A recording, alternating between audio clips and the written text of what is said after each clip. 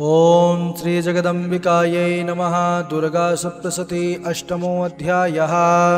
आइए सज्जनों, इस वीडियो पर हम दुर्गा सप्तशती के 8वें अध्याय को शुद्धता स्वर लय के साथ उच्चारण श्रवण करेंगे। आइए प्रारंभ करें।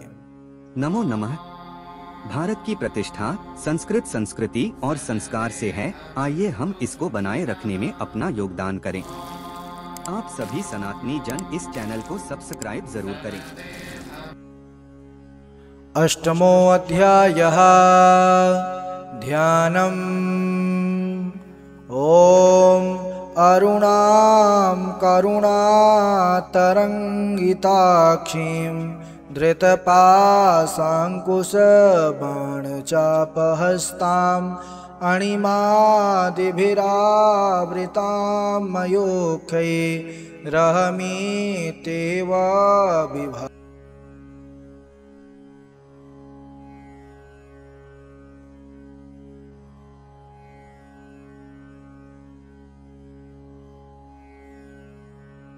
सुरेश्वरः ततः कोपपराधीना चेताः शुम्भ प्रतापवान् उद्योगं सर्वसैन्यानां दैत्यानाम् आदिदेशः अद्य सर्वबलैर्दैत्याः षडशीतिरुदायुधाः कम्बूनां चतुरशीतिर्निर्यान्तो स्वबलैर्वृताः कोटिवीर्याणि 50 शूराणामकुलानि वै 100 कुलानि धौम्राणां निर्गच्छन्तु ममाज्ञया कालकादौर्हृदा मौर्याः कालकेयास्तथा सुराः युद्धाय सज्जा निर्यान्तो आज्ञया त्वरिता मम इत्याज्ञाप्यासुरपतिः शुम्भो भैरवशासनः निर्जगाम महासैन्य सहस्रैर्बहुभिर्वृतः आयान्तं चण्डिका दृष्ट्वा तत्सैन्यमतिभीषणं ज्याशुनैः पूरयामास धरणी गगनान्तरं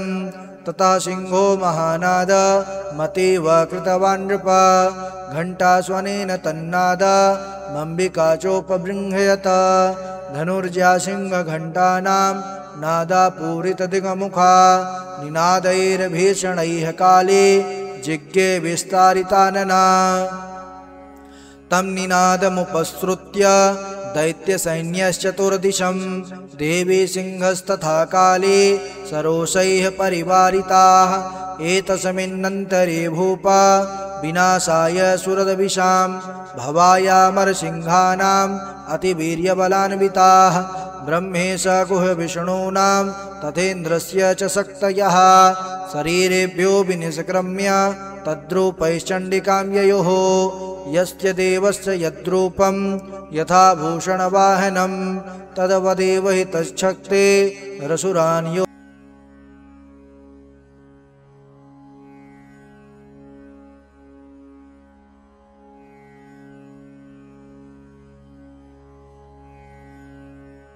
आरूढ़ा त्रिशूलवरधारिणी महाहिवलया प्राप्ता चंद्ररेखा विभूषणा कौमारी शक्तिहस्ता च मयूरवरवाहना योद्धुमभ्याययौ दैत्या नम्बिका गुहरूपिणी तथैव वैष्णवी शक्तिर्गरुणोपरि संस्थिता शंखचक्रगदासार्ग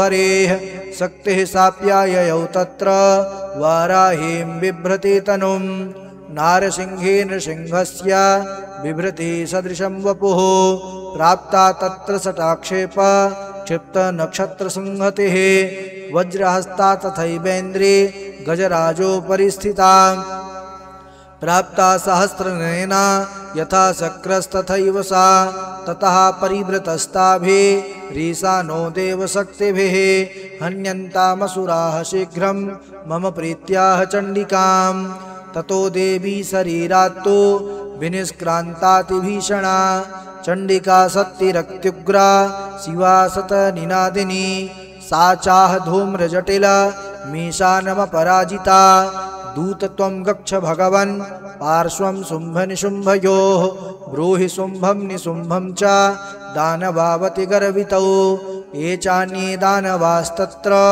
युद्धाय समुपस्थिताः त्रैलोक्यमिन्द्रो लभतां देवाः सन्तु हविर्भुजः यूयं प्रयात पातालं यदि जीवितुमिच्छथ बलावले पादथ चेद् भवन्तो युद्धकाङ्क्षिणः तदा गच्छत तृप्यन्तो मक्षिवाः पिसितेन वः यतो नियुक्तो दौत्येन तया देव्या शिवः स्वयं शिवदूतीति लोकेऽस्मिन् ततः साख्यातिमागता ते श्रुत्वा वचो देव्याः सर्वाख्यातं महासुराः अमरसा पूरिता जगमुर यत्र कात्यायनी स्थिता ततः प्रथममेवाग्रे सरसक्तृष्टिवृष्टिभिः ववर्षुरुद्धतामरसास्तां देवीममरारयः सा च तान् प्रहितान् बाणान् शूलशक्तिपरस्वधान् चिच्छेदलीलयाधमात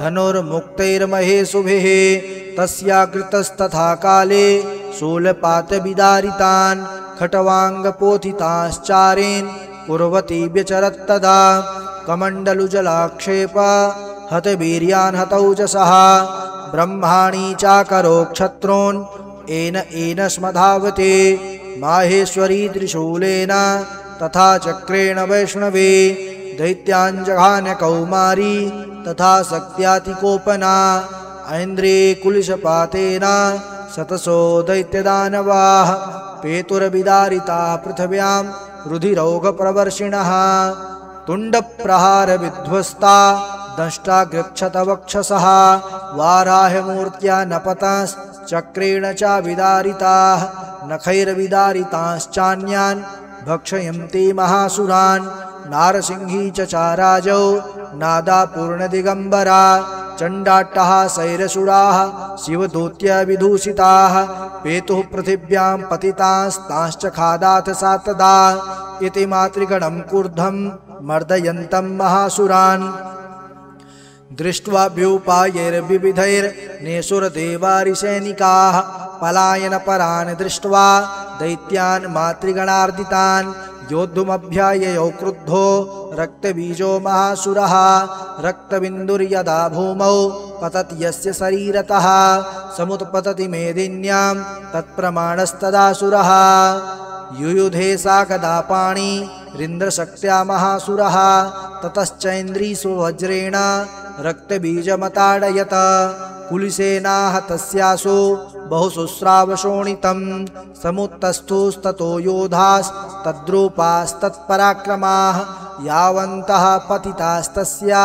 शरीराद्रक्तबिन्दवः तावन्तः पुरुषा जातास्तदवीर्यबलविक्रमाः ते चापि युधुस्तत्र पुरुषा रक्तसम्भवाः समं मात्रेभिरत्युग्र शस्त्रपातातिभीषणं पुनश्च वज्रपातेन क्षतमस्य शिरो यदा ववाह रक्तं पुरुषास्ततो जाताः सहस्रशः वैष्णवे समरे चैनं चक्रेणाभिजघानः गदया ताडयामास ऐन्द्रे तं सुरेश्वरम् वैष्णवे चक्रभिन्नस्य रुधिरस्रावसम्भवैः सहस्रशो जगद्व्याप्तं तत्प्रमाणैर्महासुरैः शक्त्या जघान कौमारी वाराही च तथासिना माहेश्वरी त्रिशूलेन रक्तबीजं महासुरं स चापि गदया दैत्यः सर्वा एवाहनत् पृथक् मातृः कोपसमाविष्टो रक्तबीजो महासुरः तस्या हतस्य बहुधा शक्तिशूलादिभिर्भुवे पपातयो वै रक्तौघस्तेन संक्षतसोऽसुराः तैश्चासुराश्रिकसम्भूतैरसुरैः सकलं जगत् व्याप्तमासीत् ततो देवा भयमा जगमुरुत्तमं तान् विषण्णान् सुरान्द्रे दृष्ट्वा चण्डिका प्राह सत्वरा उवाच कालीं चामुण्डे विस्तीर्णं वदनं कुरु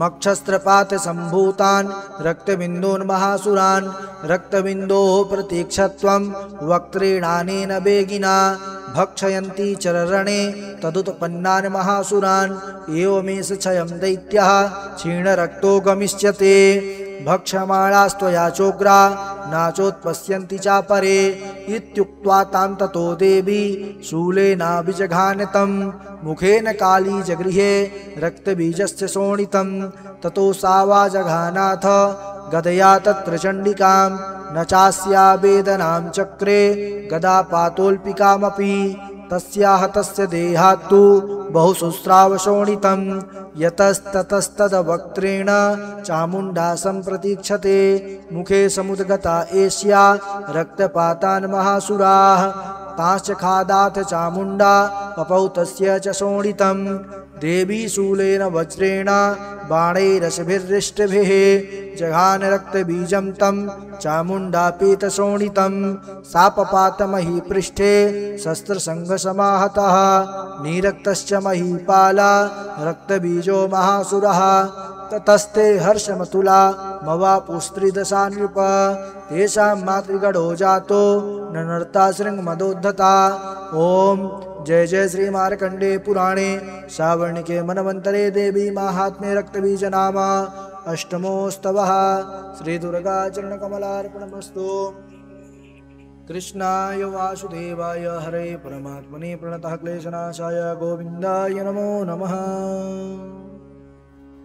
नमो नमः। भारत की प्रतिष्ठा संस्कृत संस्कृति और संस्कार से है। आइए हम इसको बनाए रखने में अपना योगदान करें। आप सभी सनातनी जन इस चैनल को सब्सक्राइब जरूर करें।